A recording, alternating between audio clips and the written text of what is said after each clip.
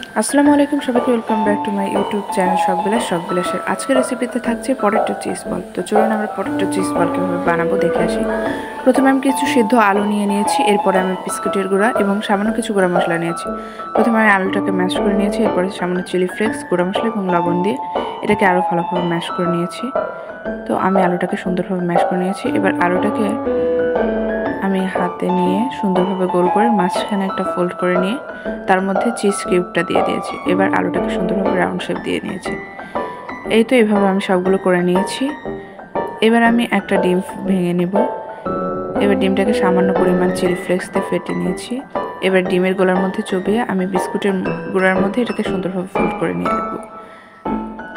তারপরে এটাকে আমি আবারও ডিমের গোলার মধ্যে চুবিয়ে আবারও সুন্দরভাবে ফোল্ড করে নিব। এই তো আমি এটাকে সুন্দরভাবে ফোল্ড করে নিয়েছি। আমি এইভাবে সবগুলোকে করে নিয়েছি। এবার আমি একটা কড়াইতে নির্দিষ্ট পরিমাণ তেল নিয়ে গরম করে নিয়েছি। এবার তেলটাকে সুন্দরভাবে গরম করে নেওয়ার পরে আমি সেই পটেটো বলগুলোকে এক এক করে ছেড়ে দিব তেলের মধ্যে। এই তো আমি এভাবে সবগুলো পটেটো বল তেলের মধ্যে ছেড়ে দিয়েছি। এবার এটাকে হালকা ব্রাউন হয়ে যাওয়া পর্যন্ত অপেক্ষা করব। এটা যখন হালকা ব্রাউন হয়ে যাবে তখন এটাকে উল্টে দিব। উল্টে দিয়ে আরও সামান্য পরিমাণ ব্রাউন কালার করে নিব। এটাকে সুন্দরভাবে উল্টে পাল্টে ভেজে নেব। এই তো আমার পটেটো বল হয়ে গিয়েছে। এই তো এবার সার্ভ করে নিলেই রেডি পটেটো চিজ বল।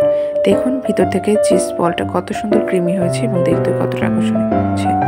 ভিডিওটা ভালো লাগলে অবশ্যই চ্যানেলটা সাবস্ক্রাইব করবেন এবং নতুন নতুন ভিডিও পেতে আমাদের সাথেই থাকুন। সবাইকে ধন্যবাদ এবং আল্লাহ হাফেজ।